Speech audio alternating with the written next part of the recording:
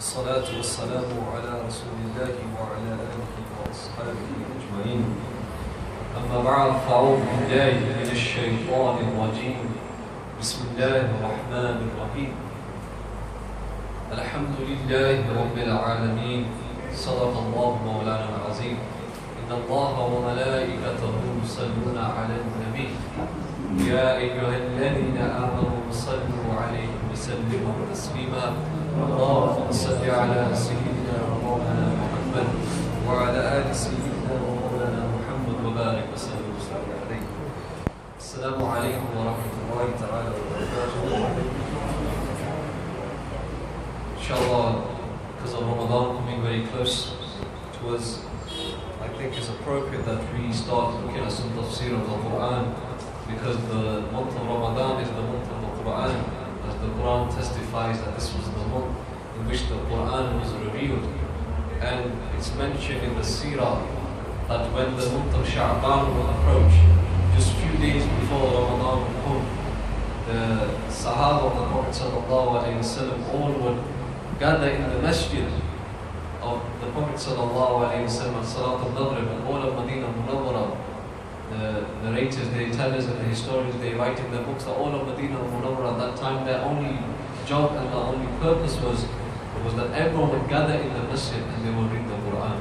And you could feel the buzz of Medina Munawwara at the time of Salat al-Maghrib. So the surah that I've chosen to speak about for the next coming weeks is Surah al-Fatiha. And this is a very common surah that all of us know and all of us read in our salah. And someone who is a child, someone who is an old man, he knows this surah of memory of his heart, and he is someone who maybe doesn't fully appreciate this surah because he is unaware of what the ulama has said and what is the secrets and the meanings behind this surah. Surah al-Fatiha, the Mufassirin have said that this surah is a Makki surah. Now, many times when you're reading the Quran, next to the verse, it will say Makki or Madani. Now, what does this mean? This means that where the Prophet ﷺ was at that time. So if he was in Medina and that surah was revealed to him, then this is known as Madani. And if he was in Makkah and that surah that was revealed to him, then that is known as Makki. Hence why this surah is known as Makki, because when the Prophet ﷺ was in Makkah, this was when this surah was revealed. And Mufassirin have given many names to this surah, and lots of ulama have mentioned lots of names, and some ulama have gone to the extent of mentioning 30 to 40 names of this surah that have been given for this surah, but I'm only going to mention 10. And the ulama, they say that something which has lots of names, a thing which has lots of names, this indicates on the fadila and the sharaf of that thing. I.e. the fadila and sharaf of that thing is far greater than other things. So because Surah al-Fatiha has many names, then this surah is greater than the rest of the surahs which are mentioned in the Quran. And the first name which the ulama have given to this surah is called Fatihatul Kitab. The scholars, they refer to this surah as Fatihatul Kitab. And the reason why they call this Fatihatul Kitab, because in the Mus'haf that we have today, the first surah in the Quran which we open with is Surah Al-Fatiha. This is one of the reasons why the scholars have mentioned why the surah is known as Fatihatul Kitab. And then they say that when a child is studying, when he comes to the madrasa, the first surah that he is told to learn and told to memorize is Surah Al-Fatiha. And this is the second reason.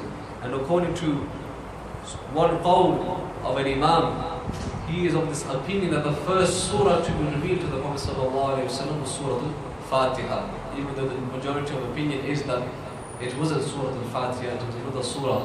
But there are ulama who are of this opinion that Surah Al-Fatiha was the first surah to be revealed to the Prophet ﷺ. And there is a hadith in which the Prophet ﷺ, Imam Tirmizi has mentioned this in his Sunnah, that the Prophet ﷺ referred to this book as Fatihatul Kitab. The Prophet ﷺ said that that person's prayer is not complete until he does not read Fatihatul Kitab. And the ulama say that Fatihatul Kitab here refers to Surah Al-Fatiha. So this is one of its names. The second name is Quran. And this word when Arabs use this word they refer to the asl or the maqsood of something. So the origin of a thing or the objective of a thing in the Arabic language, they call it And they say that there are 4 maqasid, there are 4 objectives in the Quran. Hence why the Quran is known as Quran. And they say that the 4 objectives of the Quran are that the first is al-uluhiyyah. It talks about the Zat and the Sifat of Allah Ta'ala. And in Surah Al-Fatiha, the whole purpose and the whole objective of the Quran we find in this one surah. And they say that the first objective of the whole Quran is to talk about the Sifat and is to talk about the attributes and to talk about the Zat, the being of Allah Ta'ala. And this is mentioned in Surah Al-Fatiha. And they say that the second is Ma'ad, resurrection. When Allah Ta'ala says in Surah Al-Fatiha, Maliki Yawmiddin, that He is the Master of the Day of Judgment. Now this Maliki Yawmiddin, Mufassireen wrote that this refers to Ma'ad. Allah Ta'ala will take our life and then He will resurrect us once again on Yawm al-Qiyamah. And the second thing that this surah, it proves the Nabuwwah of Rasulullah sallallahu alayhi wa sallam. That when Allah Ta'ala says in Surah Al-Fatiha, اهدنا الصراط المستقيم صراط الذين أنعمت عليهم, that when we now are asking Allah to keep us firm on the As-Sirat al-Mustaqim, the straight path, and the path of those that Allah Ta'ala has done His favor upon. Then later in the Quran, Allah Ta'ala informs us of those people upon who He has done His favor, His in'am upon. And from those people are the Anbiya. And hence why the ulama write that this proves the Nabuwwah of Rasulullah sallallahu alayhi wa sallam, because Allah Ta'ala is from, because the Anbiya are from those people whom Allah Ta'ala has done in'am upon. And the final thing, and the fourth thing, which is the maqasid of Surah Al-Fatiha, and is the maqsood of the whole of the Quran, is qadr al-qadar, i.e. the destiny, that everything that we do, good or bad, is from Allah Ta'ala. And this verse which indicates upon that is إِيَّاكَ نَعْبُدُ وَإِيَّاكَ نَسْتَعِينُ. That insan has this free will inside him. This is why insan is known as Ashraf al-Makhluqat. He is better than angels, because malaika, they are created without free will. They cannot disobey Allah Ta'ala. They always obey Allah Ta'ala. But insan, the reason why he has this fadila over the malaika is because he has his ikhtiyar, his choice of whether to do bad or whether to do good. Whether that he prays to Allah and seeks help from Allah, or he doesn't pray to Allah and he seeks help from other than Allah. So this ikhtiyar is within insan. This is why the ulama write that insan has a greater virtue over the malaika. And this is something which proves the qadr and the qadar of Allah Ta'ala. That whatever insan is going to do, Allah has the ilm of that. He knows that it's going to happen. But insan has his choice whether to do good or to do bad. He has his choice that whether he worships Allah and he asks from Allah, or he does not worship Allah and he does not ask from Allah. So this was the second name of the surah, Quran. And the Prophet sallallahu alayhi wa sallam, in a hadith mentioned in the Sunan al-Darimi, the Prophet sallallahu alayhi wa sallam referred to Surah Al-Fatiha as Quran. And the third name is Surah Al-Hamd. That this surah is the surah of praise. When we read the first opening verses of this surah, we see that Alhamdulillahi Rabbil Alameen, Ar-Rahman Ar-Rahim, Maliki Yawmiddin. This is all hamd. This is all the praise of Allah Ta'ala. This is all talking about the attributes and the sifat of Allah Ta'ala. Hence why this surah is known as Surah Al-Hamd. The fourth name is As-Sab'ul Masani. And in the Quran, Allah Ta'ala says, لَقَدْ آتَيْنَاكَ السَّبْعًا مِنَ الْمَثَانِ, that we have given you, i.e. the Prophet sallallahu alayhi wa sallam, we have given you 7 verses which have been repeated twice. And the ulama, they talk about Sabu Masani, that the Prophet sallallahu alayhi wasallam, he referred to Surah Al-Fatiha as As-Sabr al-Mathani. The Surah Al-Fatiha is As-Sabr al-Masani. And what is As-Sabr al-Masani? The ulama explained that As-Sabr here means 7. And Surah Al-Fatiha, if you count the verses, there are 7 verses. And Al-Mathani is that thing which is repeated twice, or something which is 2, the number 2. And the ulama give reasons why Allah Ta'ala, or why Rasulullah sallallahu alayhi wasallam referred to this as Mathani, is that they say that if you read 2 sunnahs or 2 farz, the 2 sunnahs of Fajr, or the 2 farz of Fajr, you will always use Surah Al-Fatiha twice. Hence why this is called Masani. This is from one of the reasons. And the second reason is that this verse, it was revealed twice. In the time of the Prophet sallallahu alayhi wasallam, Allah Ta'ala revealed this verse twice on the heart of the Prophet sallallahu alayhi wasallam. Hence why it's known as Masani. And the final reason the ulama gave, that when one reads Surah Al-Fatiha in Salah, he has to read another surah in order to go to Ruku. Hence he's read 2 surahs. So after reading 1 surah, which is Surah Al-Fatiha, he now needs to join another surah with that in order to go into Ruku. Hence why that makes it 2 surahs. Hence why Allah Ta'ala called this Al-Masani, As-Sab'ul Masani. The first being that Surah Al-Fatiha consists of 7 verses. And secondly, the reason why it's Masani, I gave 2 reasons for that, which the ulama have mentioned within their books. The 5th name of this surah is called Kitab. And the Prophet sallallahu alayhi wasallam in the same hadith of Darimi refers to Surah Al-Fatiha as Kitab. And a hadith in the Sahih of Imam Bukhari that Sayyidina Abu Sa'id al-Khudri radiyallahu ta'ala anhu once read Surah Al-Fatiha upon a person who was bitten by a scorpion. A person in the time of Abu Sa'id al-Khudri was bitten by a scorpion. And he read Surah Al-Fatiha and he blew upon the part that was bitten and it dum upon it. And when they asked him, what did you read? And he replied that I read Kitab. Are you referring to Surah Al-Fatiha? So this hadith from Bukhari also proves that, if doing dam, to recite verses on a person, if a person is ill or if a person is injured, to recite Surah Al-Fatiha, this is from the action of the Sahaba. Hence why Sayyidina Abu Sa'id al-Khudri radiyallahu ta'ala did this. And when he did this, that person was cured. Now someone could argue that the Prophet sallallahu alayhi wasallam said that all of the cures of illness lie in Surah Al-Fatiha. And we'll come to this in a while. And I recited Surah Al-Fatiha and I'm not better anymore. So this is an objection that can be placed on Surah Al-Fatiha, that this is a surah that does not cure the illness or cure the wounds of an individual. Then the reply to that, the ulama say that the words when the Prophet ﷺ said that this is a shifa for every illness. There's nothing wrong in what the Prophet ﷺ said. If someone doubts what the Prophet ﷺ is saying, he's about to lose his iman, and this is very dangerous. And the ulama, they explain this and say the one reciting is his heart pure and clean. If his heart is impure and clean and he's reciting Surah Al-Fatiha, then that will not have any effect on the person he's reading. So this means that the Prophet ﷺ isn't wrong. It depends upon that actual individual himself.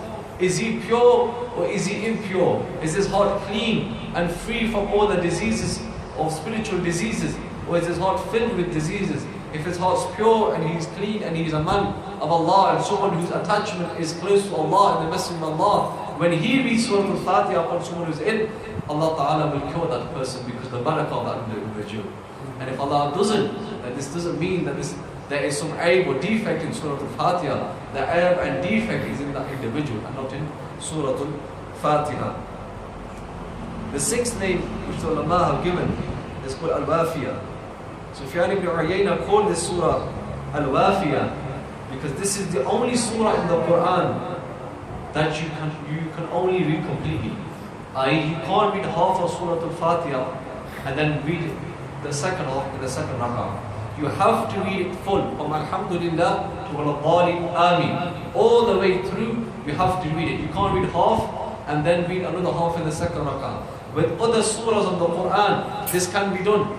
For example, Wad-Duha, you can read half of Wad-Duha, in Surah Al-Duha you can read half of it, and the other half you can read in the second rak'ah. But this we can't do in Surah Al-Fatiha. So this shows one of the unique qualities of Surah Al-Fatiha is that one has to read it completely and cannot read it half and half. This is why Sufyan ibn Uyayna said that this is called Al-Wafiyah. The seventh name is Al-Kafiyah. And Al-Kafiyah, what this means is that if an individual doesn't know any surah apart from Surah Al-Fatiha, then he can read Surah Al-Fatiha in substitute of that. But ulama said that this will not work vice versa. For example, if someone does not know Surah Al-Fatiha, he cannot read another surah in its position. He can't read another surah for his badal, for his substitute. But Surah Al-Fatiha can be read for the substitute of another surah.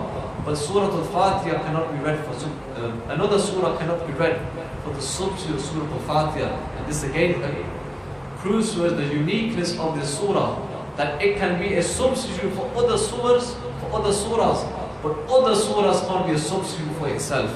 And this is one of the unique qualities of Surah Al-Fatiha. This is why the ulama call it Al-Kafiyah. And the Prophet ﷺ said in a hadith in Tafsir Kabir of Imam Razi that Surah Al-Fatiha is that surah that can be used as a substitute for other surahs, but not vice versa.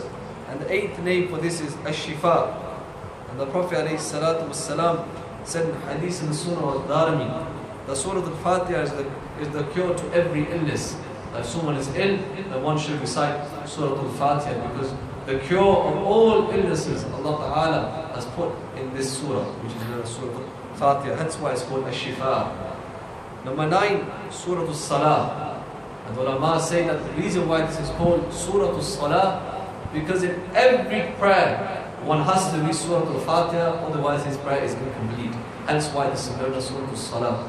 And the final name for this surah is called Surah Al-Du'a, the surah of the prayer. And the Mufassirin explained, they said that why is it that this is called Surah Al-Du'a? The reason for this is, if you look at the tartib, the order of Surah Al-Fatiha, at first an individual is praising, is doing the hamd and the sana of Allah Ta'ala. Then he is making dua to Allah Ta'ala that He keeps him on the straight path.